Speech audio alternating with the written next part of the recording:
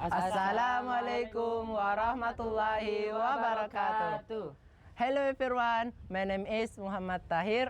My name is Muhammad Ridho. My name is Sharifah. My name is Alvin Muldina Arsi. My name is Nimatul Feria. My name is Nur Wahida. We are from class 11 Science 1, group 5. We will present video of the broken leg facing the kingdom of Goa. Once upon a time, the Balanipa kingdom in Mandar, West Sulawesi, was struck by disaster. The kingdom was attacked by the Goa kingdom, which had a large army. Meanwhile, Balanipa only a small army. At that time, Balanipa was only a small kingdom that had lived peacefully. King Balanipa then decided to hold a competition to encourage young men to become soldiers. If they won, they would receive a reward. The announcement was immediately spread throughout the country, attracting the interest of all young people to participate. This included the youth of a village on a mountainside. There lived a middle-aged man with a disability named Ikarakelete, which in the Mandar language means the one with the broken leg. He also wanted to enter the competition. The young men around him laughed mockingly, as it was impossible for a disabled old man to enter. The contestants were young men who were also Barani, a term for brave in Mandar. Hearing the taunts, Akarakelete remained silent. However, his resolve was firm. He then expressed his intention to participate in the contest to the Balanipa kingdom official. Unfortunately, the official response was also mocking and told him to go home. Aikarakelete resigned himself and returned to his village disappointed. A competition was held. Strong, agile, and brave young men were selected to strengthen Balanipa force. They were then trained in various sword skill and war strategies. Once participating in combat, the young men were distributed to Mandar by where the Goa kingdom army would land. Various weapons such as spears, sword, and arrows were used as supplies for battle. Finally, the day of battle arrived. The Goa kingdom's troops led by the king arrived from the sea ready to dock at the Mandar harbor. Balanipa's troops immediately prepared. Without delay, as the Goa kingdom's troops began to disembark from their ships, the Balanipa forces attacked in unison. A first battle ensues, as they engage each other with their signature weapons. The Balanipa forces fought bravely, determined to take control of the Balanipa kingdom. Unfortunately, the Goa kingdom's falsely outnumbered stronger and better trained troops gave the Balanipa kingdom defeat. Meanwhile, the Balanipa soldiers began to fall apart. Many were killed. Finally, the Balanipa kingdom's warlord decided to retreat to Kota Raja, the seat of the Balanipa kingdom. The Goa kingdom's troops decided to rest for a while before continuing the battle on the city of King Balanipa.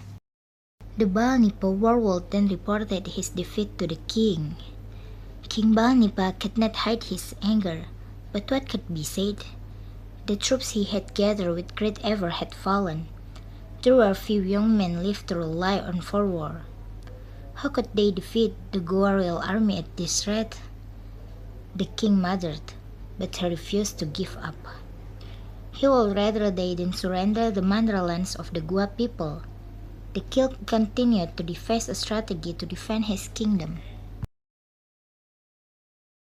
The dire situation reached the ears of Caraquelete. They disabled a man. His desire to defend the Balanipa kingdom, which had been deemed by the rejection, was rekindled. He then went to King Balanipa. However, as before, Caraquelete also feared rejection. This was because the king burst out laughing upon hearing Caraquelete's determination. But the king allowed to stop when he saw a Caraquelete. Unwavering face, he was truly determined to help King Balanipa fight the mighty Goa kingdom. The king then asked what Caraquelete wanted if he won against the king of Goa. Caraquelete simply shook his head. He simply wanted to show his devotion and love for the land of Balanipa. Finally, King Balanipa agreed. Caraquelete set off for Mandar by 2 feet. He then sneaked aboard the ship carrying the king of Goa. There, the kingdom's leaders were celebrating their victory. The skull turned off guard, allowing Caraquelete to approach the king of Goa's throne. The king of Goa was shocked to see Caraquelete. As he was about to be captured, Caraquelete challenged the king to a duel.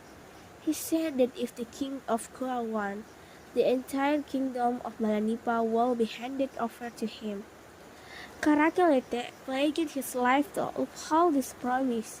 However, if the king of Goa lost, he will immediately leave Balanipa and never return to Mandar.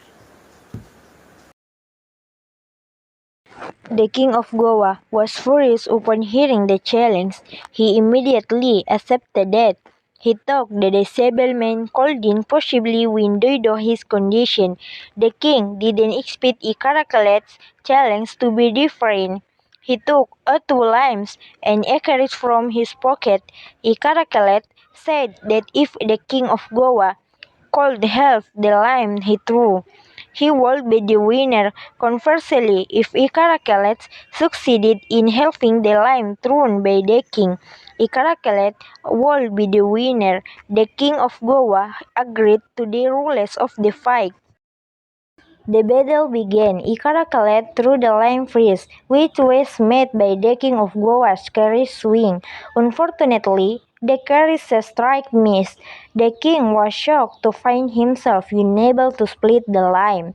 He was even more shocked when Caraquelete's carry split both limes.